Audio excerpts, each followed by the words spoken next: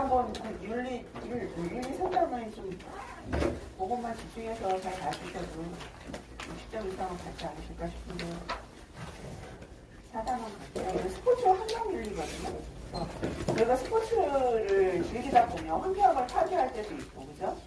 그리고 여기서는 동물 윤리가 많이 나오는데요. 어떻게 동물들을 저희가 어떻게 환경주의자들하고 굉장히 여기 동물 윤리까지 안 봐도 저희가 사실은 파크장을 하나 만들 때도 환경 논의자들하고 굉장히 많이 의견이 달라서 뭘 하나 하더라도 굉장히 합의적으로 되게 힘들잖아요. 그죠? TV에도 많이 나오고 특히 새벽시 같은 경우는 여기서 호수공원이나 아니면 그 주변 개발하려고 하는 금개구리나 금두껍인가? 그것 때문에 한참 애먹었던 거 아시죠? 그쪽을 좀 남겨놨잖아요. 그 개발을 못하고 저희가 36홀 구장을 만들 때도 그 환경청과 아주 굉장히 복잡하더라고요. 저희가 써가봤는데 마찬가지로 자연과 동물과 인간이 어떻게 스포츠 환경 속에서도 어떻게 잘 조화를 이뤄서 갈 수 있느냐 그런 주제거든요. 여기 보시면 스포츠 환경 윤리가 먼저 나오고 그 다음에 이제 그 인간과 동물과 식물과 어떻게 관계가 되느냐 이렇게 되어 있습니다. 첫 번째 보시면 스포츠에서 발생되는 환경 윤리적인 문제들입니다. 저희가 박스를 먼저 보시면 이해가 돼요. 그 점프업 위에 보시면 세 가지가 나와 있어요. 스포츠 환경의 세 가지 범주에서 순수 환경, 개발 환경, 시설 환경 이렇게 저희가 이제 스포츠 여러 가지 종목이 다 요 안에서 스포츠를 저희가 즐기고 있는 건데요. 순수 환경은 말 그대로 전혀 자연을 건드리지 않는 상태에서 스포츠가 이루어지고 있는 거예요. 예를 들면 등산을 한다거나 아니면 바다나 또는 강에서 요트를 탄다거나 이런 것들은 다 순수 환경입니다. 스포츠 범주로 보면. 네. 그래서 이걸 다른 말로 자연 환경이라고도 합니다. 자연 환경. 네, 순수 환경이라고도 자연 환경. 네, 두 번째 개발 환경은 거기 종목 보시면 딱 느껴지시죠? 골프, 사격, 트레일, 슬로프, 실루엣, 수영장, 스포츠필드 등 야외 활동이 가능한 곳인데 약간의 시설이 설치가 되어 있는 것들이에요. 여기는 개발 환경과 똑같은 말 인공 환경이라고도 한답니다. 인공 환경, 개발 환경. 근데 보통은 이 말이 제일 많이 쓰여요. 순수 환경, 개발 환경, 시설 환경. 그다음에 세 번째 시설 환경은요. 실내 체육관이에요. 실내에서 즐기는 실내 체육관, 경기장, 아이스링크 이렇게 세 개로 분류가 되어 있습니다. 이 문제 굉장히 잘 나오죠. 페이지 25년도에 나왔다고 보시면 되는데 이거 책이 약간 미스있는 부분이 있어서 25년도에는 문제 없어요. 이게 잘못 표시되어 있는 거죠. 찾아낸 게 없더라고요. 이 문제가 뒤에 페이지 보시면 굉장히 간단하게 3번 377회 한 페이지 넘어서 보시면 3번에 보면 부울레가 제시한 스포츠 환경 중 개발 환경에 포함되지 않는 것은 이렇게 나오죠. 그러면 여기 답은 뭘까요? 공원, 야구장, 사격장, 골프장. 네? 공원이죠, 공원. 만약에 여기에 아이스링크장, 공원 대신 아이스링크장, 실외만 구분하시면 돼요. 그래서 고위 이제 가로, 양가로 읽으면 환경을 위협하는 스포츠를 위협하는 환경 이렇게 나와있는데 그거 읽어보시면 될 것 같아요. 공원별로. 근데 결론은 뭐냐면 환경을 너무 훼손하지 않고 스포츠를 즐기자라는 거예요. 너무 훼손하지 않는 범위 내에서. 그래서 저희 파크골프 종목은 환경을 많이 훼손하지 않습니다. 왜냐하면 농약을 거의 살포하지 않고요. 의외로 농약 저희가 많이 뿌리지 않아요. 그리고 있는 그대로 해서 나무 같은 것도 있는 그대를 놔두고 저희가 펌프 구장을 조성을 해요. 기존 나무들은 이렇게 막 베어내 부르지 않아요. 그래서 어떤 구장 가면 특히 화천 같은 데 가면은 페어웨이 안에 나무들이 이렇게 있어요. 페어웨이 안에. 그래서 그걸 피해서 쳐야 돼. 베어내지 않았어요. 어려워요. 홀들이 어려워요. 그래서 네, 그렇게 된 부장들이 있습니다. 그리고 그 다음에 넘어가시면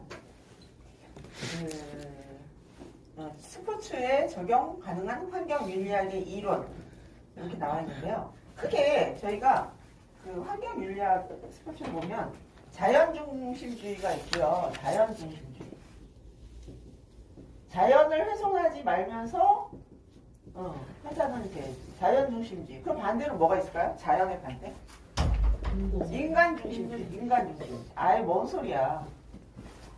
뭔 소리야? 인간이 중심이요. 세계의 중심이기 때문에 나머지 자연이나 동물은 여기에 보조하는 역할이야. 다 이용할 수 있어야 돼. 크게 나누면 자연 중심, 인간 중심. 그래서 여기서 그 생태 중심주의, 자연 중심주의 두 개가 있잖아요.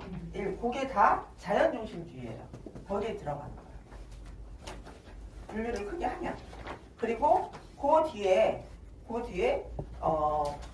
그 2번 큰 2번에서 스포츠와 동물 윤리 해서 그 옆에 페이지 종차별주의 이런 거 나오죠. 네. 종차별주의가 인간 중심주의예요. 크게 나옵니다. 이렇게. 그래서 자연 중심주의는 거의 환경론자죠.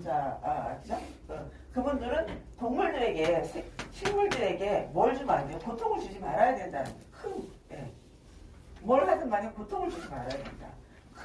그 생물들은 다 뭐를 느낀다? 고통을 느끼고 있는 존재이기 때문에 인간과 똑같다. 그래서 주지 말아야 된다. 여긴 아니야. 크게 분류하시고 보시면 돼요. 생태 여기 보면 여기는 뭐가 중요하면 학자들이 중요해요. 학자. 네.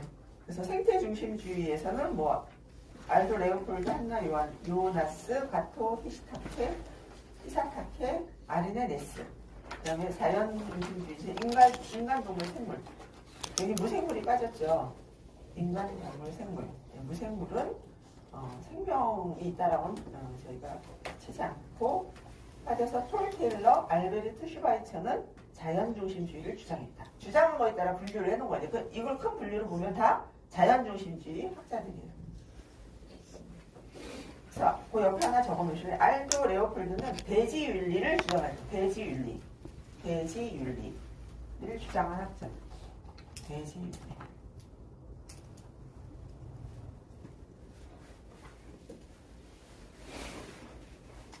그 내용은 이 학자들이 주장한 내용들인데 그거는 이렇게 한번 읽어보십시오. 한스 요나스는 그 중간에 보면 두 번째 점 보면 개인을 기본 단위로 하면 환경 문제 해결이 어렵기 때문에 공동체나 지구라는 전체를 기반으로 순환주의 사상에 기초한다. 순환주의. 그런 것만 대주윤리, 순환주의. 그리고 뭐 그 밑에 가토 히사타케는 초등학교에 그 어느 주의라는 게 없고요. 아르네 네스는 심층 생태학. 그 정도로만 보시면 심층 생태학을 주장합니다.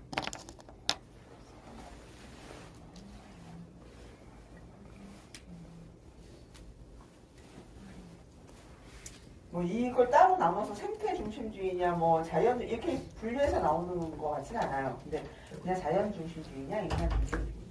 옆으로 넘어가시면 자연 중심주의, 생명 중심주의 학자는 폴 테일러. 이 폴 테일러를 별표해 놓으시고 외우셔야 돼요. 폴 테일러가 문제가 많이 있네요. 폴 테일러는 인간과 동물 즉 지구에 존재하는 모든 생명체는 평등한 존재라고 주장하였으며 자연중심주의를 깨닫기 위한 인간의 의무를 제시했다. 인간의 의무가 중요합니다. 4가지 의무를 제시했어요. 4가지 의무. 거기서 보시면 요거는 외우셔야 돼요. 비상해 불침해의 규칙, 불간섭의 규칙, 신뢰의 규칙, 보상적 정의의 규칙. 요거는 별표하고 외우는 거에 넣어놓으셔야 돼요. 외우셔야 돼요. 4가지 의무, 규칙이면서 의무입니다. 인간이 지켜야 되는 의무. 설명을 드리면 불침해, 이건 불가침, 뭐 다 여러 가지 하는데 불침해, 불비상해의 규칙은 뭐냐면 다른 생명체를 해치는 행위를 해서는 안 된다. 불교에서 그러지 않나요? 생명을 그죠? 불침의 이상해. 두 번째 불간섭의 규칙은 새로운 생태계의 자유로운 발전을 제한하거나 방해하면 안 된다. 요 있는 대로 그대로 이해하시면 됩니다. 불간섭. 신뢰의 규칙은 신뢰. 동물들에게 인간의 신뢰를 훼손하면 안 된다. 그래서 속이지 말라는 뜻이에요. 저희가 낚시를 가면 네, 가짜 미끼 두고 속이잖아요. 물고기 속여서 확 낚잖아요. 네, 미끼 놓자. 사냥할 때 미끼 놓잖아. 이런 식으로 동물들에게 속이면 안 된다는 의미예요. 그게. 네. 이게 신뢰의 의무. 네, 보상적 정의의 규칙 또는 보상적 정의의 의무. 규칙이나 의무 똑같이 쓰는데 이거는 뭐냐면 자연이나 동물에게 인간이 손해를 끼쳤으면 꼭 보상해라. 보상해라라는 규칙. 보상을 해라. 비상해 또는 불침해의 규칙 또는 의무. 그 다음에 불간섭의 규칙 또는 의무. 신뢰의 규칙 또는 의무. 보상적 정의의 규칙 또는 의무입니다. 폴테일러는 아마 시험에 자주 등장하는 거죠. 이 네 가지 의무 때문에. 그리고 알베르트 슈발처께서는 생명 외경 사상을 주장하셨답니다. 생명 외경 사상. 모든 생명을 존중하는 생명의 외경을 도덕적 절대적인 기본적인 원리로 삼았다. 생명 외경 사상.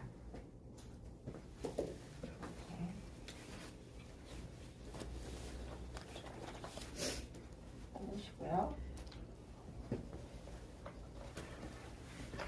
여기서 보면 스포츠가 발달을 하려면 또는 스포츠가 지속 가능하게 발전을 하려면 세 가지 원칙을 꼭 지켜야 된다고 합니다. 세 가지 원칙. 이거 적으세요. 필요성.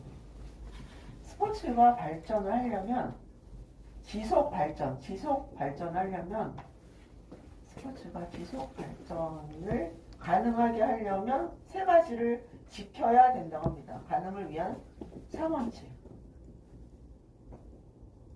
필요성, 그 다음에 역사성, 다양성. 이 세 가지를 꼭 지켜서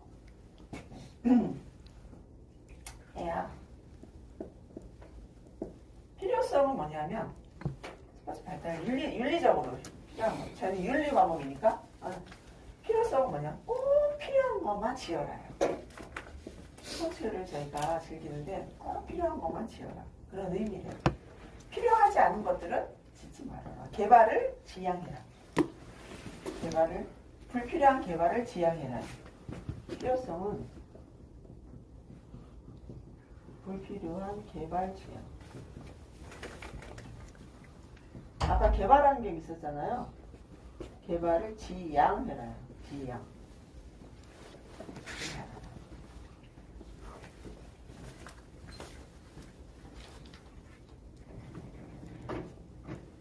두 번째는 역사성은 모든 생물체, 모든 하다못해 하나의 그 바위에도 역사가 다 숨겨져 있기 때문에 역사성이 있기 때문에 인공 모든 자연의 역사가 있다라는 의미예요. 그래서 역사적 가치를 존중해야 된다.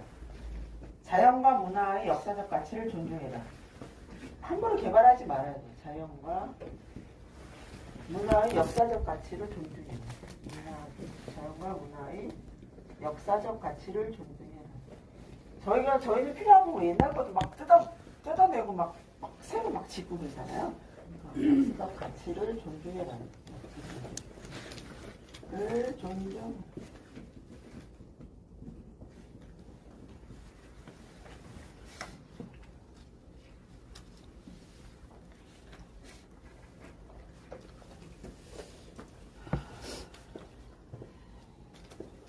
생태계의 다양성과 균형을 존중해라. 다양성은 굉장히 다양한 생태계가 있는데 이런 것들을 존중해라. 적어서 이렇게 생태계의 다양성과 균형을 존중해라. 생태계의 다양성과 균형을 존중해라. 개발하지 말아라요. 한마디로. 다양성과 균형을 존중해.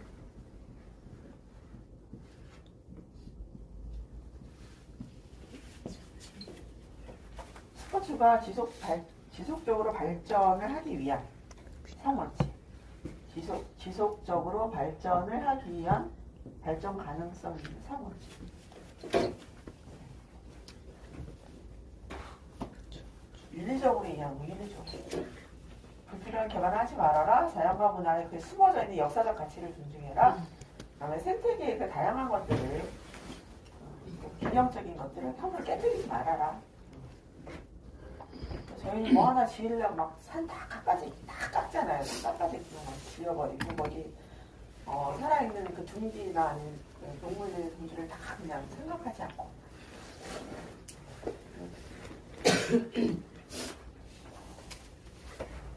그다음에 이제 여기 이 옆에 있는 게 그거예요. 지속 가능한 윤리적 정체가 말이 이렇게 풀어져 있는데 그게 이제 이걸 딱 하나로 하면 여기 필요성, 역사성, 다양성이 있어. 옆에 나와 있죠 밑에. 자연환경을 훼손하는 시설을 사용하지 않는다. 이게 이제 저거예요. 필요성 하지 말아라. 그래서 재활용할 제품은 개발해라. 네. 스포츠 교양에 대한 교육을 실시해 다른 생명체에 대한 배려를 중시해라. 자연의 다양성을 보존하고 자연환경과 공존하기 위한 노력을 지속해야 된다. 한마디로 하면 필요한 시설, 역사성, 다양성. 네. 그 다음에 스포츠와 동물 윤리에 넘어가면요. 스포츠에서 이제 종차별주의 문제가 나옵니다. 종차별주의. 그래서 아까 종차별주의는 인간 중심주의라 했잖아요. 사람이 최고다. 인간이 최고다. 종차별주의야 여기도 그걸 또 반대하는 반종차별주의. 종차별주의가 있고요. 종차별주의. 이거에도 반대하는 사람이 꼭 나올 거 아니겠죠? 그 자연중심주의 이 의식을 가진 학자들 반종차별주의. 반종차별주의가 그 뒤에 페이지에 보시면 반종차별주의가 나와요. 그죠? 동물까지. 여기 이제 종차별주의를 보시면 인간중심주의. 자신이 속한 종은 옹호합니다. 그게 인간이죠. 자신이 속한 종 옹호하고 다른 종은 대처. 하죠? 외국된 표현을 취합니다. 그래서 종차별주의 입장에서는 고대에서 근대까지는 자신이 속해 있는 집단의 구성원만을 인간으로 보았으나 이때는 왜냐하면 시족사회 그리고 교통도 발달하지 않았고 옛날에 저희가 역사적으로 보면 교통도 발달하지 않았기 때문에 그 내에서만 그 나라 내에서만 모든 게 다 이루어지고 뭐 침략이나 그런 게 있긴 했지만 내에서만 이루어졌다는데 지금은 글로벌한 시대잖아요. 그래서 세계를 하나의 종으로 본다는 얘기예요.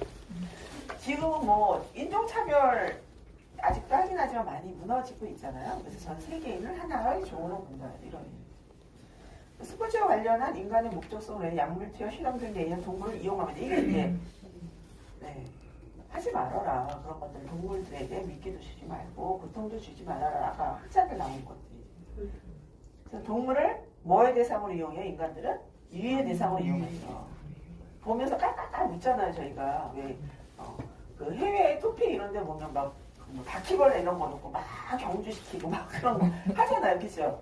사람들이 막 이렇게 동물들 막 하는 거 보고 네, 이런 것도 유의 대상으로 이용한다. 동물들을. 네, 인간만 최고의 종이기 때문에 가치를 부여하고 나머지에게는 도구적인 가치를 부여한다. 이게 종차별주의 입장에서 본 네, 주장입니다. 그래서 그 학자들이 또 나오죠. 학자들이 토마스 아퀴나스, 데카르트, 베이컨, 프로타고라스, 아리스토텔레스, 칸트. 아리스토텔레스가 참 좋은 사람인 줄 알았더니 그렇지 않은가 봐요. 그걸 주장할 수 없이. 아, 그죠? 이런데, 요런데 딱 들어가 있는지 몰라요. 그래서, 네. 이 학자들 정도만 아시면 될 것 같아요. 그래서 종차별주의 넘어가시면, 뒤에 또 있죠. 페스모, 베르트. 이분들이 왜냐면, 저희 다 모르는데, 시험 문제에 자꾸 이렇게, 그, 출제위원들이, 네, 넣어놨기 때문에 이분들이 자꾸 추가가 돼요. 그래서, 페스모, 베르트. 근데 그 다음에 이제 반종차별주의는 뭐겠어요? 동물의 권익도 보호해줘야 되는데 동물의 여기서 누구를 아셔야 되냐면 피터싱어를 아셔야 돼요. 피터싱어 학자를 아셔야 돼요. 이분은 뭐냐면 이익에 평등한 고려 원칙 있죠. 이익에 평등한 고려 원칙. 이익에 평등한 말도 어려워요. 보면 옆에 심화 포인트 보시면 이익 평등 고려의 원칙이라고 있어요. 이익 평등 고려의 원칙이에요. 이익 평등 고려의 원칙. 저희가 생각하는 저도 이익 그러면 뭔가 장사를 해서 남는 게 이익이라고 생각하잖아요. 이익. 네. 이익. 네. 근데 여기서 보면 모든 감각을 가진 동물들이나 생명체에게는 뭐가 있다? 고통과 쾌락을 느끼는 그런 감정이 다 있다라고 이야기를 했어요. 이익이란 여기는 없는데요. 제가 똑같은 내용이에요. 이익이란 쾌고 감수 능력을 기준으로 설정하는 데 고통을 인지하는 능력이래요. 그래서 쾌고 감수 능력 여기 나왔죠? 네. 쾌고 감수 능력은 쾌락을 극대화하고 고통을 최소화하는 것은 감각, 즉 쾌고 감수 능력이라고 합니다. 쾌고 감수 능력. 쾌락과 고통을 고통을 감수하는 능력이 그래서 여기서 보니 가진 모든 생명체의 이익에 그 이익이 이제 요걸 뜻하는 거예요. 쾌고 감수 능력. 응? 이익에 동등하게 고려돼야 돼요. 그러니까 우리가 아프면 그 실험 대상이 되는 가장 저희가 많이 알고 있는 쥐잖아요. 쥐. 그 쥐도 같은 고통을 느낀다. 또 왜 저희가 맨날 문을 이렇게 한번 이렇게 누르고 나올 거냐 그런 거 하잖아요. 저희가 실험하잖아요. 얼마나 많은 고통을 주겠어요. 그 동물들한테. 그러나 저희는 그것을 통해서 어떠한 진리 또는 어떠한 것을 알아내면 그게 또 특종처럼 돼서 인간의 생활에 어떠한 이득을 주고 새로운 장을 열어서 하잖아요. 과학자들도. 근데 그런 걸 실험을 할 때도 동등하게 고려되어야 한다는 게 피터 싱어가 주장한 거예요. 이익평등 고려의 원칙입니다.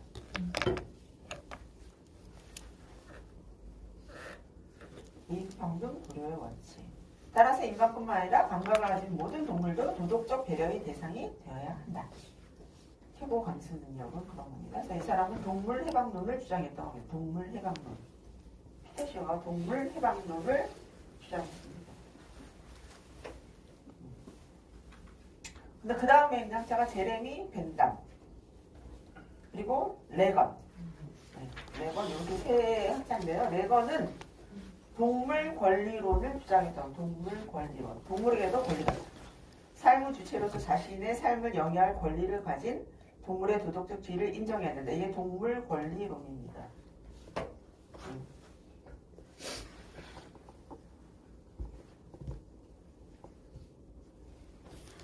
그리고 제레미 벤담은 뭐래요?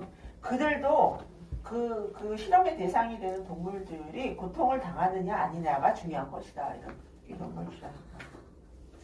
여기 세 사람 반종차별주의.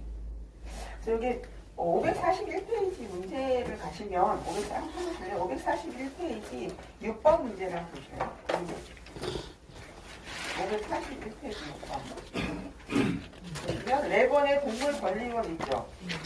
레번의 동물 권리론에 부합하는 것은 아주 긍정적인 얘기만 보는 부합하는 것. 1번 모든 동물에게 자유를 보장하고 스포츠의 동물을 이용하지 않도록 한다. 답이 딱 나왔죠. 네, 1번.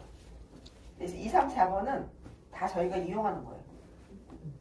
세계 시민주의적 사고에 따라 재활승마에서는 기수와 말의 친화를 강조하다 천연 고이터를 셔틀 고개 성능이 인조 고이터 스킬북보다 더 좋음으로 생산을 장려한다. 그러니까 고이터를 계속 뽑아라 이거죠. 경마나 술싸움을 합법적으로 동물을 활용할 수 있는 종목임을 경제적으로 이용한다. 이게 다 유의의 대상인 거죠. 유의의 대상. 소 싸움 아니 표도 마찬가지잖아요. 피 흘리는 거 보면서 쾌락을 느끼잖아요. 네. 여기 밑에 거는 이제 읽어보시면 되는데 스포츠와 관련된 종차별주의 보면 동물을 뭐로 본대요? 경쟁의 도구. 그래서 경마, 전쟁, 전차 경주.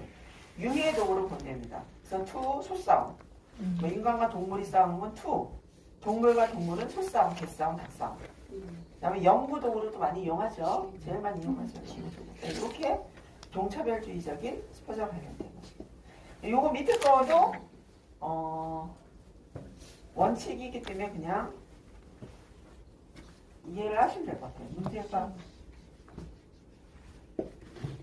보시면 동물 실험할 때 지켜야 될 원칙입니다. 3R 원칙, 3R 원칙. 그래서 대체의 원칙입니다. 대체의 원칙, 순화의 원칙, 축소의 원칙이 있습니다. 이것도 예를 들면 보기 문제로 잘 나올 수 있을 것 같아요. 대체의 원칙은 실험을 대상할 때 사람보다는 고등동물을 선택하고 또 고등동물보다는 하등동물보다는 식물 대신 무생물로 선정할 것을 권장한다. 고통을 들리게 있는 대상으로 내려가는 거죠. 이게 대체의 원칙입니다. 그리고 순화의 원칙은 실험은 하되 최대한의 복지와 도덕적 지위에 맞게 대우를 해줘라는 거예요. 실험은 하되 필요하니까. 그리고 실험 후에 동물이 느끼는 고통을 최소화할 것을 해라. 수혈을 시켜라.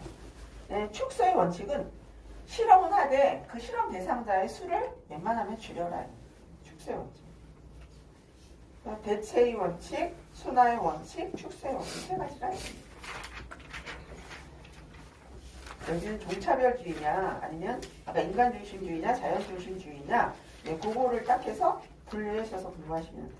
거기 어떤 학자들이 있냐 거기에 대한 피터 싱어 그 다음에 폴 테일러 그 정도가 중요해요.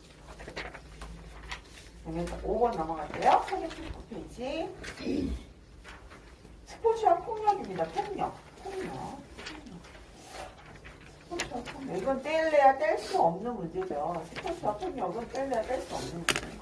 스포츠를 하다 보면 뭐가 생겨요? 승부욕이 생기기 때문에 이게 선수만이 승부욕이 생기면 그거를 쳐다보는 관중들, 팬덤 이런 분들이 승부욕이 막 장난 아니죠. 저희도 왜 그 일본전만 하면 막 그냥 일본이랑 전혀 저희 관계도 없고 뭐 이렇게 맨수진 저기 사람도 없는데 막 걔네들 빨간 그거만 봐도 막 열이 막 나. 그죠? 막 폭력이 생깁니다. 읽어보시면 자, 이 스포츠 폭력은 포기하는 건 아니겠죠. 폭력이 꼭 대상이 있어야 되겠죠. 대상이 있어야 돼요. 대상이 어떤 대상이 있을까? 누구와 간에 그죠? 선수와 선수 간의 폭력도 있어. 그잖아요. 선수와 선수끼리도 막 싸우잖아요. 경기장 안에서 막 싸우잖아요. 파울했다고 싸우고 머리 한번 쳤다고 싸우고 막 싸우잖아요. 그 다음에 선수와 지도자. 또 지도자가 선수에게 하는 폭력이 있어요. 그리고 선수가 또 누구한테 한다? 관중한테도 해요. 관중. 그 다음에 관중이 또 반대로 선수한테. 이거는 이제 웃긴 얘기인데 무슨 영화죠? 국제시장인가? 거기 보면은 거기가 부산이잖아요. 부산 롯데잖아요. 롯데. 야구장에 가고서는 그게 국제시장 나왔나? 그 부여잡고서 막 그 선수 막 야 임마! 막 말로 막 폭력하잖아요. 국제시장 아닌가요? 하여튼 그 영화 장면이 기억나시나요? 막 보면은 막 몰라요? 그 프로야구 열리는 그 무슨 경기장이죠? 사직 야구장. 어? 사직 야구장. 부산 사직 야구장. 사직. 거기서 막 그거다고. 주신가 봐요. 네. 못한다고 타율 같은 거 안 나온다고 막 그 펜스 연습하는 데다 막 그것도 폭력이에요. 언어 폭력하는 거예요. 선수한테 관중. 그런 것들이 막 저희는 일상생활에 너무 많이 일어나잖아요. 다 폭력입니다. 그래서 선수, 코치, 감독, 심판, 관계자 등의 사람이 스포츠 운동 경기 혹은 훈련 과정 중에 신체적, 언어적, 성적 등의 폭력 행위를 저지르는 게 스포츠 폭력입니다. 그래서 폭력의 옆에 스포츠 폭력의 분류가 있죠. 개인적인 폭력과 도구적인 폭력이 있습니다. 개인적은 그야말로 선수 개인, 한테서 일어나는 거예요. 그래서 상대방으로부터 공격을 당하거나 좌절로 인해 분노했을 때 충동적으로 나타나는 폭력 행위. 그건 뭐 저희가 축구 경기 많이 나오죠. 예를 축구 경기에서 많이 나요. 농구에서도 농구에서도 몸 한번 잘못 부딪히거나 이러면. 그다음에 도구적 폭력은 개인적 감정과 무관하게 팀의 승리를 위한 수단으로 행사하는 폭력 행위가 도구적 폭력. 그리고 스포츠는 이거부터 먼저 보시면 좋을 것 같아요. 옆에 게발트, 그 밑에 스포츠 폭력 분류 밑에 게발트는 사람 이름이 아니고요. 저는 사람 이름인 줄 알았거든요. 게발트는 독일어로 폭력, 힘 이런 뜻이래요. 게발트가 사람 이름이 아니고 써놓으세요. 폭력 또는 힘, 게발트. 네. 그 단어 뜻이. 그래서 이걸 뭘 나타내냐면 상징적으로 스포츠 폭력의 이중성을 나타낸다고 합니다. 게발트. 작년에 문제가 출제가 돼서 올라온 것 같아요. 게발트는 스포츠에서 공격성과 폭력성이 동시에 허용이 되고 억제되는 이중적 성격을 설명하는 개념이다. 그래서 선수는 적극성을 요구받지만 폭력적인 행동은 다시 해야 된다. 예를 들면 저희가 권투, 그죠? 이런 건 어떻게 해야 돼요? 또 상대방을 어쨌든 이렇게 해야 되잖아요. 그게 저희 일반적인 생활에서 그건 폭력이죠. 예를 들면 길가에 가다가 누군가를 막 이거 폭력이잖아요. 그러나 그쵸. 그 경기장 사각 링 안에서는 그거는 스포츠잖아요. 그렇지만 내가 그 규칙을 그 권투에도 규칙이 있는데 그 규칙을 넘어서 폭력이 들어가면 제재를 하잖아요. 네, 그런 거 이중성. 그게 이중성이라는 거예요. 이처럼 스포츠는 폭력의 분출을 유도하면서도 이를 규율과 규칙을 통해 통제한다. 이게 스포츠 폭력의 이중성입니다. 분명히 폭력은 일어나죠. 저희가 통상적인 개념에서 폭력이라고 생각하지만 그래서 투기 종목, UFC, 권투, 무에타이 이런 것들이 이런 이렇게 투기 종목. 이거 폭력이 스포츠화 속에서 이제 합법적인 폭력이 되는 거죠. 합법적으로. 또 다른 그 투기 종목 말고도 이게 허용되는 종목들이 있어. 어떤 게 있을까요? 어떤 것들이? 그 과격한 것들이 좀 있어. 과격한 것들. 미식축구. 막 밀어제끼잖아요. 그죠? 또 아이스하키도 아이들이 막 그거 하다 보면 굉장히 저희가 별로 재미있어 하진 않는 종목이라 잘 보진 않아요. 그죠? 잘 보진 않는데 보면 굉장히 과격하죠. 스틱으로 막 나중에 스틱으로 막 싸우고 막 스틱으로 막 그 스틱을 하다 스틱으로 막 싸우잖아요. 네. 굉장히 그 카타르시스를 느끼게 해준답니다. 그런 거 보면서 나는 그걸 하지 않지만 나의 그 잠재되어 있는 그 폭력성을 그런 걸 보면서 카타르시스를 느끼는. 그래 때려 막 이러면 몸싸움이 허용되는 스포츠 종목입니다.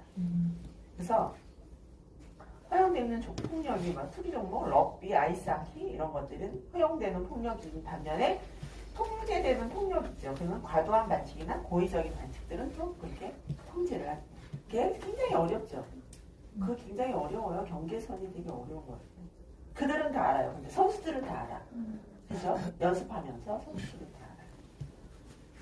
이제 그렇게 이제 개념을 아시고 자 스포츠 이건 바로 스포츠 공격성을 읽어볼게요. 이제 본문으로 돌아서 위에 경쟁자 또는 동물 등을 정복하거나 경쟁에서 이기기 위해서 언어 혹은 행동으로 표현되는 분노입니다. 스포츠에서 공격성이란 그래서 스포츠는 본질적으로 공격성을 갖고 있다고 볼 수 있습니다. 그렇죠? 그렇죠. 이게 있어야만 승부분성이 있는 거잖아요. 승부분성이. 그래서 스포츠에서 공격성이 나타나는 원인이 있습니다. 그 뭐냐면 자신의 한계를 넘으려는 도전 정신. 저희가 이거는 그 다른 얘기인데 나중에 이제 노인체육관 가면 과부하라는 게 나오고 과부하가 뭐예요? 과부하. 그렇죠. 본인이 평소 한계를 넘어야 한 단계 누역할 수 있는 그 능력이 생기는 거 과부하. 근데 이 과부하를 넘었으면 넘었으면 그 승부 근성에서도 뭔가 어느 한계선까지는 가능해요. 내가 능력을 키워서 탁월성을 키워서 이렇게 넘어서면 이런 폭력성까지 갈 수 있는. 과부하는 필요합니다. 과부하는 필요한데 나중에 노인체육에 과부하라는 게 많이 나오고 과부하는 그다음에 자신의 탁월성을 남들에게 인정 욕구가 항상 저희는 있습니다. 인정 욕구. 아닙니다. 저는 제가 노력한 만큼만 뭐 했으면 좋겠습니다. 아닙니다. 그죠? 아니죠. 아니죠. 저희는 뭐를 해야 돼요? 경쟁에 나가면 이겨야 돼. 1등을 해야 돼요. 제가 어제 저거보다 승진에 나갔고 제가 뭐 했죠? 동기. 요즘 하잖아. 동계올림. 뭐예요? 컬링. 어제보다 승질 나고 내가 노래랑 하는 것보다 승질 나갔고요. 그 승부성이 있잖아요. 그죠? 내가 안 했고 그거 하는 거 보면서 뭐해? 이겨야지. 오늘은 이번에 영미 안 나왔나 보네. 영민 안 나왔는데 어제 너무 거의 다 이길 수 있는 건데 졌어요. 근데 되게 어려운 것 같아요. 그렇죠. 인정받고자 하는 시도가 있습니다. 인간의 원초적인 본능과 살아온 환경으로부터의 습득이 있습니다. 그리고는 공격성이 나타날 수밖에 없습니다. 저희 원초적인 본능이 다 있어요. 그런데 스포츠와 폭력성의 관계가 어떻게 되느냐. 스포츠는 모의적인 폭력이 사회적으로 용인되는 영역입니다. 영역죠? 예. 용인돼요. 허용되는 종목들이 있습니다. 스포츠는 인간이 원초적 욕구인 폭력성을 발산시키는 도구 역할을 합니다. 그래서 이거는 이제 폭력을 발산은 시키지 않지만 특히 남자아이들을 좀 부모 입장에서는 스포츠를 시키라고 해요. 발산을 해줘야 되니까. 발산을 안 하면 언젠가는 그게 나타납니다. 나중에. 그래서 요즘 다른 얘기지만 중고생 때 초중고 때 애들이 사춘기가 안 오는 아이들이 있어요. 남자아이들이 특히 막 묵한 닿지 않고 막 부모한테 대들지 않고 순하게 큰 아이들은 나중에 40대가 넘어가서 그때 나온대요. 사춘기. 사춘기 진짜. 사춘기. 나 혼자 있고 싶어 뭐하고 이렇게 나온대요. 가장의 역할을 할 때도 꼭 한 번은 남자들이 나온대요. 그게 나오대요. 그래서 말 잘 듣는 아이 말 잘 듣는 사내 아이들 남자아이들이 꼭 그렇게 바람직하진 않다고. 그 시기에 빨리 겪을 거 겪어야 되는데 우리 아들이 말 너무 잘 들어가고 큰일났어요. 아니 저희 애는 정말 하라는 대로만 했거든요. 그 게임 거기 PC 게임장도 한 번도 안 갔어요. PC 안 가고요. 갔을걸요. 아니 진짜 왜냐면 안 갔어. 왜냐면 자기는 거기서 내 담배 피우는 게 너무 싫다고 안 갔어요. 그리고 부모들 모임하면 학부 모임 하잖아요. 하면은 우리 아이가 그 전화 온다거나 집에 가는 시간이 기준 시간이야. 물어보는 거예요. 근데 그게 나중에 탈이 났어요. 나중에 고등학교 졸업하고 그 무렵에 이렇게 그 강가를 이렇게 저녁에 걷는데 막 얘기하다가 울음을 터뜨려. 분이 쌓여있던 게 있는 거야. 자기 나름 모범생이라는 거 있잖아. 모범생. 그리고 나는 제가 이제 아팠었어요. 제가 걔 4학년 때 제가 암 투병을 했었어요. 그러니까 걔가 이제 조금 자아가 막 될 때 우리 엄마가 아팠기 때문에 나는 우리 엄마 말을 잘 들어야 된다. 이 생겼나 봐요. 솔직히. 그러니까 이제 억눌러졌나 봐요. 그러니까 자기 그게 너무 스트레스였대. 아이들이 야 너한테 얘기하면 우리 엄마들 다 알잖아 이렇게. 고등학교 아이들이 남자애들은 그럴 수 있어요. 이렇게 굉장히 스트레스였는데 근데 자기는 갖고 있는 우리 엄마한테 뭐라고 우리 엄마가 아프겠지라는 생각이 있어서 그게 이제 억눌러졌나 봐요. 그럴 수 있지. 근데 어느 순간 나온다고. 그런 게 있더라고요. 걱정이 돼. 너무 많이 잘 들어서 걱정돼. 많은 잘 들어요. 다 이해되시죠? 네. 동감됩니다. 어머들은. 그래서 어디까지 했나요?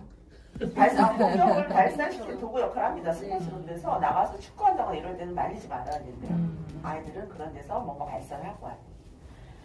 규율을 가장하여 위계질서를 강요하고 그렇죠? 위계질서를 강요하죠. 야 임마 코치님 말을 잘 들어야 임마 네가 뭐가 되는 거야. 이러면서 얘기하죠. 이를 이용한 권력이 폭력으로 변질을 했죠. 요즘에는 뭐 이거 조금만 잘못했다가 난리가 나긴 하지만 스포츠는 자기 통제를 요구하는 제도와 규범을 통해 폭력성을 제한합니다. 그 다음에 두 번째 격투 스포츠의 윤리적 논쟁, 격투기. 이중격투기에는 찬성 의견, 반대 의견이 있습니다. 이건 읽어보시죠. 이건 별로 중요하지 않을 것 같고요. 한번 읽어보세요. 뒤로 넘어가면 성수폭력. 드디어 이제 성수폭력의 유형, 규정상 근절되지 못하는 이유가 나왔습니다. 성수폭력의 아까 유형했죠. 선수 간에 있을 수 있고, 선수가 지도자에게, 또 지도자가 선수에게, 그다음에 뭐 선수가 관중에게, 관중이 선수에게 하는 게 있을 수 있고요. 그다음에 요즘에는 또 성폭력, 성추행이 굉장히 많이 나오죠. 빙상계에서 그게 많았죠. 빙상계에서 불러놓고 어떻게 결과가 나왔었나요? 그 빙상. 그런데 문제는 그렇게 그런 거를 저질렀던 감독이나 코치가 능력 있는 사람이라면, 능력 있는 사람들이 볼 수 있잖아요. 앞길을 터줄 수 있는 능력이 있는 사람 다시 돌아오는 거예요. 슬쩍 그 자리로 돌아왔대요. 슬쩍 다 돌아오는 거예요. 그래서 그 선수들만 손해를 많이 보는 거죠. 좀 저희가 대중에게 질타를 많이 받아서 왜 잘 못 나오잖아요. 지금. 그래서 1번 읽어볼게요. 1번은 경기 중에 상대팀 선수와의 폭력, 2번 같은 집단의 동료 간 선후배 폭력. 이건 너무 많이 일어났어요. 지도자에 의한 폭력, 경기 중 선수가 심판에게 가하는 폭력. 심판에게도 하죠. 열받으면 막 하죠. 선수의 일상생활에서 폭력도 있을 수 있죠. 뭐 자기네 합숙하면서도 선배가 후배에게 할 수도 있고, 선수가 관중에게 가하는 폭력도 있어요. 막 달려 들어가서 막 하죠. 우 같은 거만 일어나면. 네. 자, 폭력에 그 옆에다 좀 뒤에 이게 안 나오죠. 폭력의 유형을 좀 써주실래요? 폭력이 이건 이제 선수간 이런 게 아니고 유형. 폭력에도 유형이 있다고 유형. 다 아는 건데 이제 단어로 표현을 할 때 직접적 폭력이 있다고. 직접적 폭력이 있고요. 1번 직접적 폭력.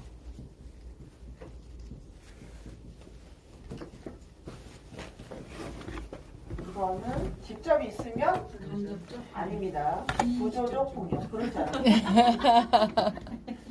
비직접적 폭력인가요? 벽이 보여. 문화적 폭력이 있다고 합니다. 문화적 폭력. 직접적 폭력은 그 말 그대로 그냥 욕설 폭행이 막 바로 그냥 직접적으로 가해지는 거예요. 즉흥적으로 피해를 주는 거예요. 신체적 언어. 이거 가장 많이 하죠. 이건 저희는 막 흥분의 도가니 속에서 막 그냥 막 해버리죠. 막 해요. 네. 요거는 뭐 안 써도 알겠죠. 이거는 직접적으로 폭행, 폭력, 욕설, 폭행을 바로 하는 거예요. 신체적, 언어적으로, 즉각적으로 하는 거예요. 신체적으로도 하고 또 언어적으로 폭력 많이 이르잖아요. 네, 언어적. 즉각적인 피해를 주는 거예요. 즉각적인 피해. 피해를 주는 거. 그다음에 구조적인 폭력은 이렇게 직접적으로 인간 대 인간으로 하는 게 아니라 뭘까요? 제도나 규정이나 구조 속에서 불평등을 만드는 거예요.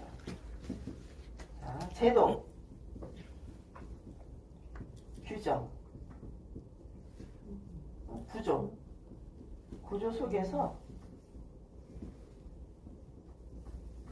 불평등을 만들고 유지하는 거예요. 불평등. 그럼 상황을 만드는 거예요. 불평등을 만들고 유지. 이게 뭐냐면 성차별, 인종차별 이런 것들이 여기 들어갑니다. 성차별, 인종차별. 적어드릴게요. 여기는 성차별,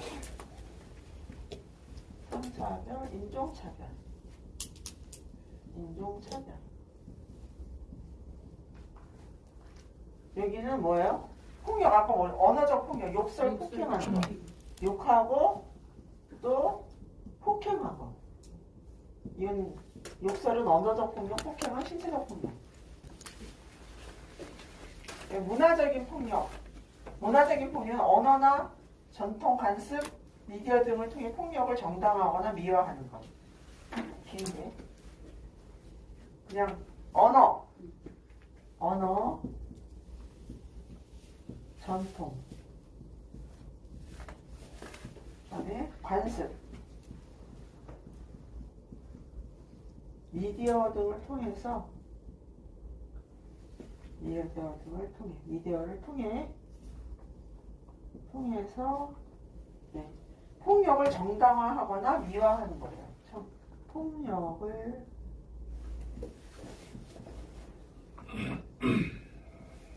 정당화하거나 미화하는 거. 미화하는 거.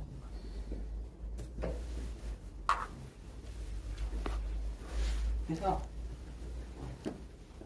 전통적으로 여자는 약하다 뭐 이런 거 있잖아요. 그래서 여성은 뭐 격투기에 맞지 않는다. 아유 근데 그 격투기 보면 여자들도 되게 잘하는데. 그리고 뭐 선수단 내에서 막 이렇게 이거는 우리의 전통이야. 빠따 막 때리고. 야 몇 기 나와. 이렇게 하는 거. 이런 것들. 전통, 간섭 그런 것들이 문화적인 폭력이라고 합니다. 네.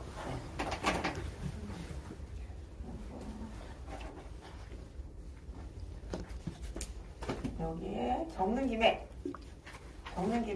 다 적으셨죠? 네. 스포츠 폭력에 또 4가지 유형이 있습니다. 이건 폭력의 유형이고 스포츠 폭력에 4가지 유형이 있어요. 4가지 유형. 여기 안 나왔어요. 적으셔요.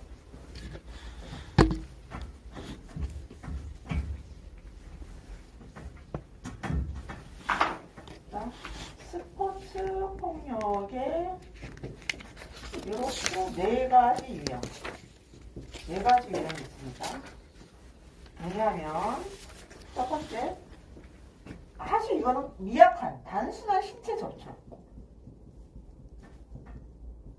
그냥 기분 살짝 나쁜 정도죠. 단순한 신체 접촉이 있어요. 가다가 왜 이렇게 안 쳐도 되는 걸 가면서 탁 치고 가잖아. 애들 막 가면서 단순한 신체 접촉. 이제 여기 단계가 올라가. 이 사실 여기 단계가 올라가는 거예요. 폭력의 그 단계가 올라가는 거예요. 두 번째는 뭐냐면 불분명한 폭력이에요. 요거 이 저기 규칙이 어긋날 것 같기도 하고 이런 거. 불분명한 폭력.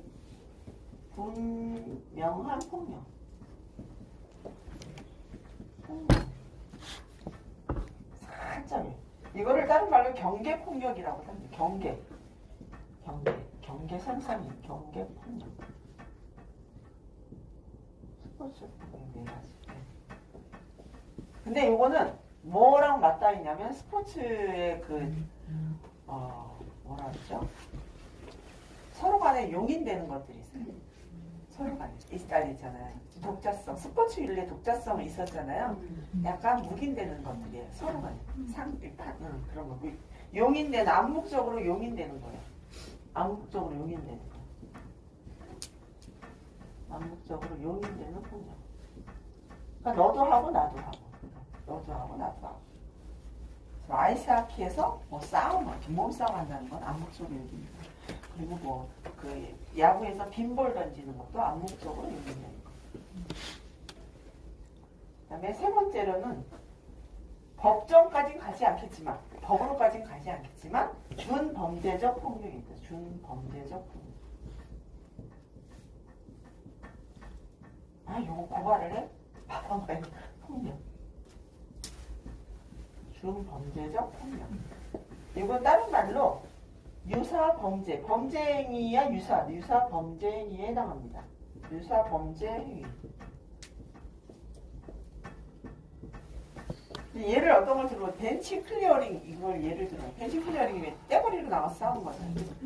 앞에서 이제 경기장에서 어떤 두 팀 간에 선수 간에 뭐가 있었는데 그거를 막 벤치에 있던 사람들 못 참고 막 뛰어나가서 같이 막 하는 거잖아요. 벤치 클리어링. 그게 요게 해당하는 벤치 클리어링.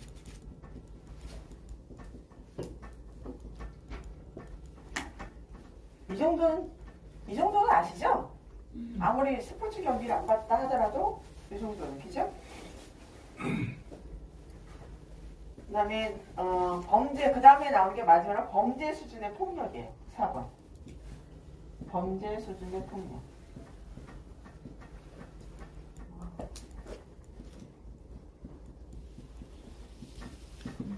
범죄 수준의 폭력.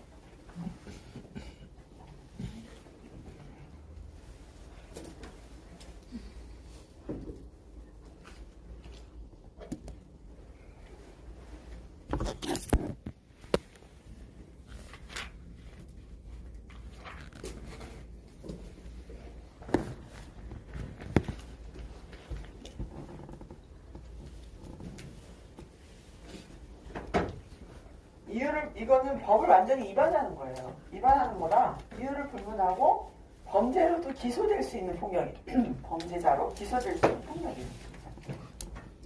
이게 다 머릿속에 좀 그려지시지 않나요? 네. 평소에 뭐 TV를 보셨다거나 내가 어떤 스포츠 종목을 하셨다거나 이거 순서대로 일어나는 겁니다. 강도가 이 점점 높아지는 강도가. 이게 네 가지 스포츠 폭력의 유형입니다. 그래서 이제 그거 이제 본문을 읽어볼게요. 두 번째, 대한체육회에서 선수 폭력 규정 사항이 있어요. 보면 선수를 대상으로 구타하거나 상처가 나게 하는 것도 폭력이다. 뭐 따돌림을 지속적으로 해도 폭력이다. 물품이나 돈을 갈취해도 폭력. 어떠한 장소에 가두어 두는 것도 폭력이다. 그다음에 겁을 먹게 하거나 강요하는 것, 다른 사람들에게 창피를 주는 것, 인격적으로 모욕하거나 마음에 상처를 주는 것, 이 모든 것 다 폭력이다. 라고 하는데 사실은 현실에서 이거는 뭐 비일비재하게 일어나겠죠. 여기 농구 중계 보면은 뭐 그죠? 타임아웃 하고 모이면 막 상당하잖아요. 욕하는 거 막. 저 새끼 욕하는 거. 이거 비일비재하게 일어나요. 그죠? 감독이 열받으니까 원하는 대로 막 안 하지. 막 그러면 어떤 게 이걸 너무 막 말을 막 폭력을 막 해도 이건 안 나가지만 규정을 해놨으나 그 다음에 3번 선수 폭력이 근절되지 못하는 이유가 있습니다. 뭐냐면 폭력도 세습이라는 것이라는 잘못된 인식이 있습니다. 그죠? 있죠. 네. 그리고 이제 스포츠를 하는 체육하는 특히 체육이나 체육하는 그 친구들은 예전에는 성무나 이래서 가두어 놨었잖아요.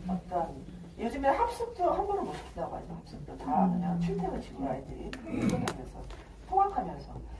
근데 그렇게 있다 보니까 아이들이 그 가두어지는 거 한창 뭔가 이렇게 폭발시켜야 되는 나이에 가두어지니까 얼마나 답답하고 그러면 뭔가 자꾸 빠져나갈 거만 생각했을 거 아니에요. 그럼 그 아이들의 정신부장을 시키기 위해서는 어쩔 수 없는 폭력이 가해졌을 거라 생각하는데 어쨌든 대를 열어요. 야, 몇 학년이야 임마 막 이러면서 하는 그런 거. 그런데 스포츠는 모르겠어요. 좀 어느 정도 정신부장이 돼야 되는 종목이기 때문에 완전히 근절될 것 같지는 않아요. 선수를 통제하는 가장 보편적인 수단이죠. 그렇죠? 선수를 구타해 열심히 한다는 지도자 인식. 본인도 그렇게 커왔고. 그리고 대회 입상 및 대학 진학 성과만으로 지도자 능력을 판단합니다. 판단하죠. 현실적으로. 얼마나 스카이에 보냈느냐. 아니면 얼마나 프로에 진출을 시켰느냐. 이게 가장 큰 실적이잖아요. 그 사람들 입장에서는. 권력 남용을 못하죠. 이게 많이 개선이 되긴 됐다고 합니다.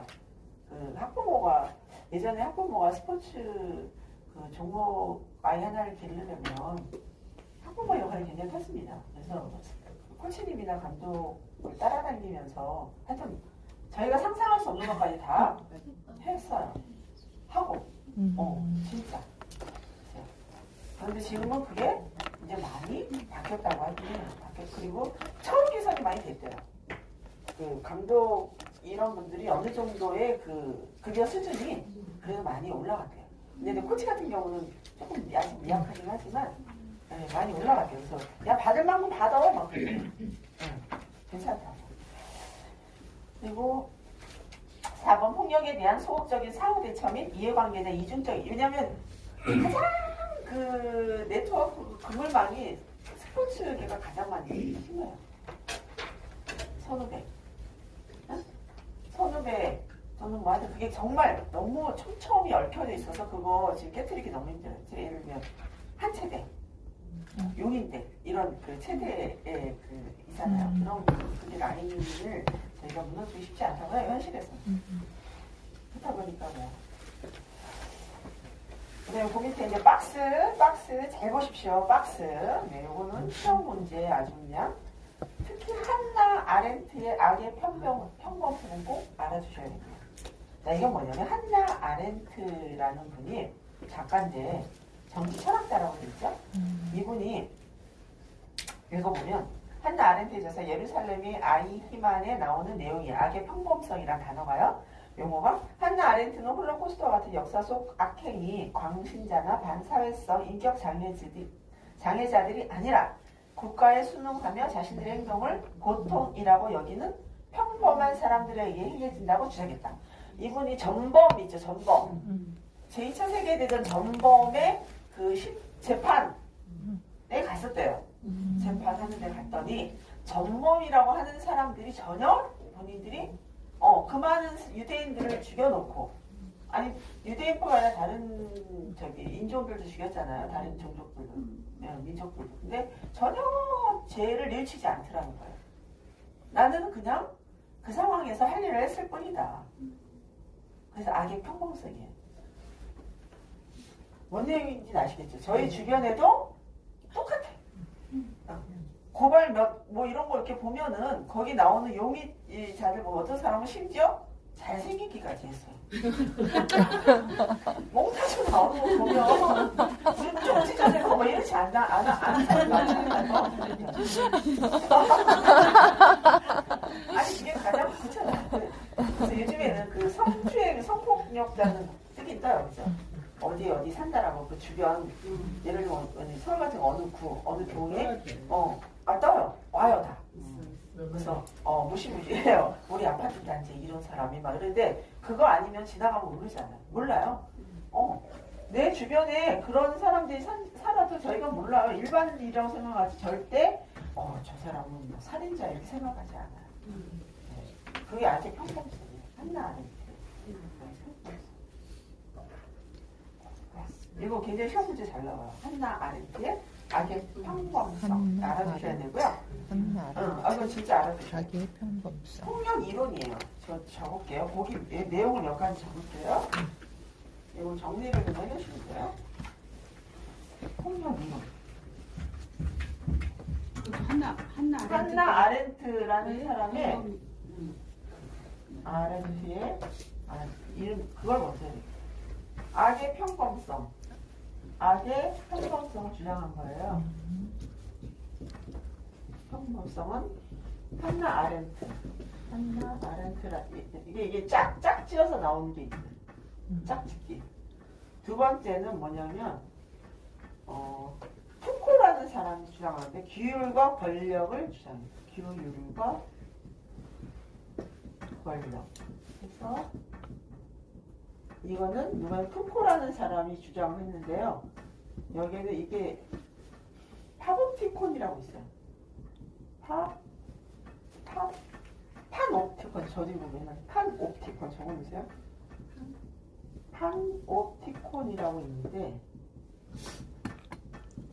이거를 주장한 거예요. 이건 뭐냐면 저희가 그 교도소 나 이런 데 가면 중간에 감시망이 이렇게 있죠. 감시망이 있고 주변을 둘러서 이렇게 인들을 수용하는 수용소를 지어놨대.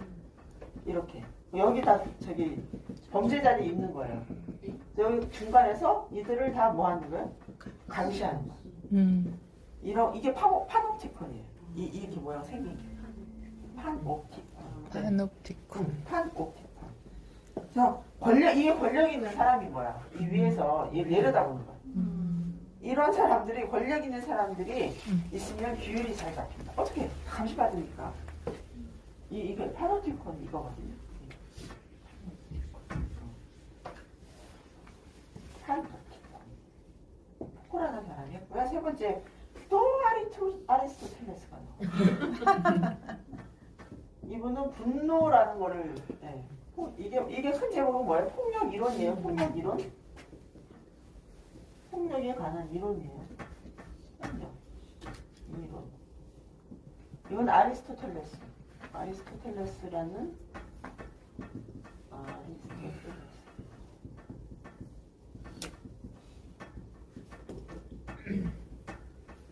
마땅히 분노해야 할 것이 있으면 분노를 해라라는 거지. 아리스토텔레스 참지 말고 분노해라. 그래야 뭔가 해소가 되고 수정이 되고 교정이 된다 이런 뜻이다. 분노. 그 다음에 네 번째 칸트의 정원 명령. 또 분노에 대한 정원 명령. 이것도 하나의 분노 폭력 이론으로 들어간다고 합니다. 칸트. 이건 가정이 아니죠. 무조건 뭐 하나래잖아요. 정원 명령. 그거에 짝은 뭐야? 짝? 요 짝. 가음. 그렇지. 가음 명령이죠. 가음 명령. 이건 조건을 주는 거죠. 야, 네가 한 단계 올라가려면 뭘 해라. 이런 게 가음 명령. 그다음에 또 하나 적어주세요. 5번째. 요거 책에 나오는 건데요. 모방적 경쟁. 모방을 통해서 폭력이 일어난다. 이거는 누구요? 누구? 이 책에 있어, 책에. 눈의 르네 지라르. 아, 르네 지라르. 지라르. 르네 지라르. 그 다음에 또 여기 또 있죠. 악셀 호네트의 인정투쟁이라는 거 있죠. 인정을 받기 위한 욕구가 있다 그랬잖아요. 인정 욕구가 있어서. 이거는 인정투쟁.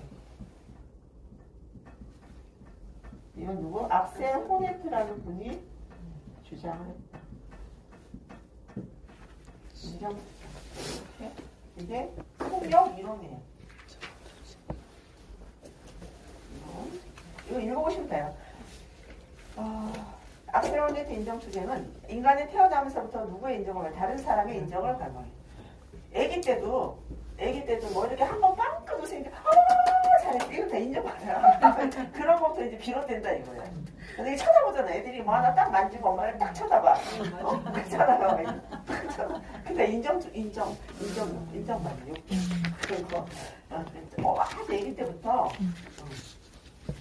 또한 인정을 통해서 자신과 긍정적인 관계를 맺으며 적절한 인정을 받지 못한 평생 인간관계의 어려움을 느끼죠. 저희가 인간관계가 제일 어렵잖아요.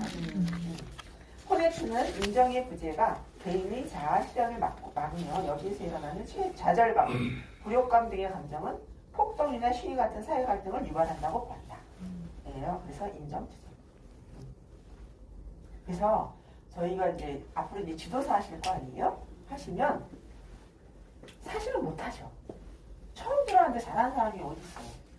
못해요. 못해도 뭘 하셔야 돼요? 칭찬을 해주셔야 돼요. 저희가 이제 샷을 하잖아요. 10번을 못하는데 한 번은 어쨌든 탁 해서 중앙에 딱 맞췄어. 어머머머. 이런 거죠. 칭찬. 그래야 기운이 나잖아요. 사람은 뭐가 있어서 인정에 대한 욕구가 있어서 못한다. 야 어디 가서 그딴 걸 배워야 하냐. 하기가 싫지. 그렇잖아요. 자기가 가르쳐 놓고 몇 시간 지났는데 그대로 야 어디서 그딴 걸 배워서. 무조건 어쨌든 잘하는 걸 자꾸 칭찬해 주셔야 돼요. 같이 예를 들면 같이 이렇게 운동하러 다니실 때도 뭔가 하나 좀 손 모양이 좋았다거나 아니면 방향이 하나 똑바로 나갔다 막 칭찬해줘요. 그 다음에 르네 지라르, 모방적 경쟁. 자신이 닮고자 하는 운동선수를 모방하게 되듯이 인간 폭력의 원인을 공격 본능이 아닌 모방적 경쟁을 방법입니다. 상식폭력 이런 유형들이 있고요. 옆에 가시면 이건 읽어보셔요. 스포츠 폭력 예방 활동 강화 내용. 어떻게 해야 스포츠 폭력 예방 활동을 할 수 있을까? 보시면 되고 드디어 관중 폭력. 관중 폭력의 대표적인 게 훌리건? 네, 훌리건입니다. 훌리건이죠.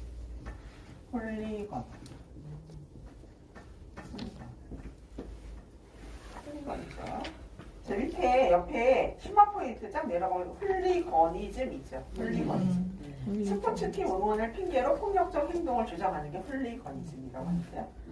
자, 이건 어디서 나왔느냐? 훌리건은 어디서 나왔냐? 1985년에 헤이젤 참사라고 있습니다. 헤이젤 참사. 네, 거기서 이제 이게 훌리건입니다. 헤이젤 참사. 헤이젤 참사 사건이 있어요. 참사 사건. 이거 뭐냐면 영국하고 이탈리아의 그 유로피안컵 결승전에서 일어났다고 합니다.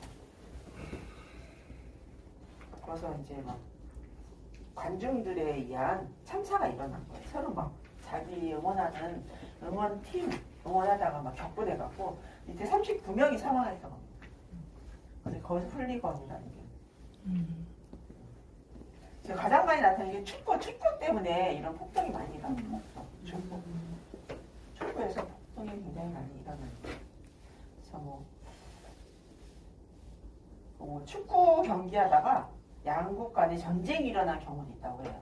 양국이 어디냐면 엘살바도라고 온두라스가 예선전 그때 이제 월드컵 예선을 했나 봐요. 월드컵 예선을 하는데 1차전, 2차전 뭐 주고받고 하다가 그게 이제 막 그 경쟁력이 막 너무 지나쳐서 양국의 그 전쟁의 기폭제 역할도 있다고 합니다. 축구 전쟁 뭐 이런 것들이 있다고. 근데 여기서 가장 알아야 될 건 이거 헤이즐 참사 흘릴 것.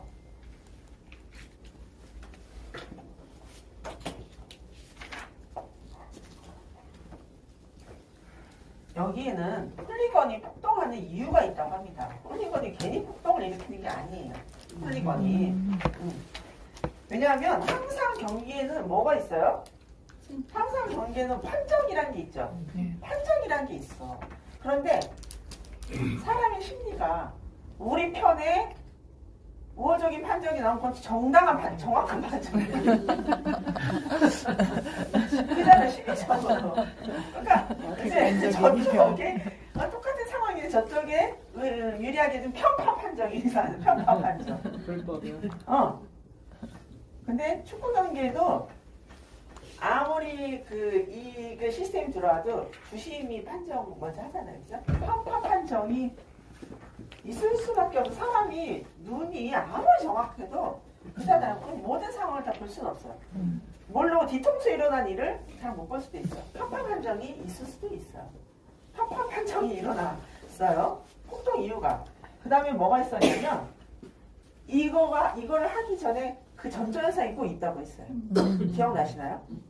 일단 팬들이 모여 집결하잖아요. 뭐 대회가 있다 그러면 막 표사하고 집결하면 경기장 안에 들어가기 전부터 벌써 모여서 막 하면서 뭐 과도한 음주가 일어났대요. 음주. 이성을 잃게 하는. 벌써 여기서부터 모여서 벌써 일어난대요. 과도한 음주가 일어나요. 네.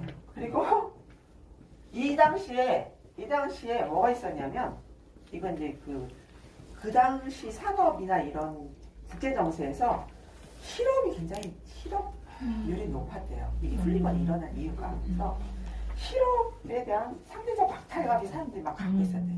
기본적으로. 이거는 그냥 알아. 시험이 나올 것 같아요. 실업의 상대적 박탈감이 있어요. 이게 한 가지 요인으로 될 수는 없다는 얘기예요. 실업에 대한 상대적 박탈감이 있었대요. 그러니까 이거를 막 한쪽에 있던 걸 여기서 푸는 거예요. 상대적 박탈감. 한건만 걸려봐라 이런 거잖아요. 그 다음에 여기에 남성성이 공격성을 높였어요. 주로 그 축구 경기 예전에 누가 봤어요? 네, 남자들이 많이 봤죠? 그 남성성이 공격성을 높였대 이때. 그런 상황이 여러 가지가 복합적으로 해서 이 훌리건이라는 사건, 훌리건이라는 용어를 탄생시킨 공격성을 높였대.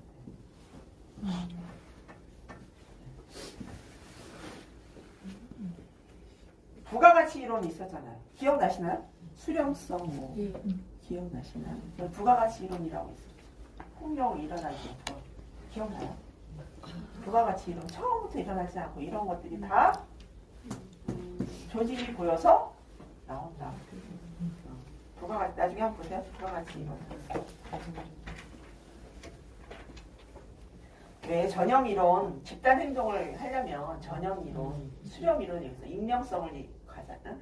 익명성에서 숨어서만 나타낸다. 이런 건 있어. 수렴 이론, 그다음에 전형 이론, 규범 생성 이론, 부가가치 이론.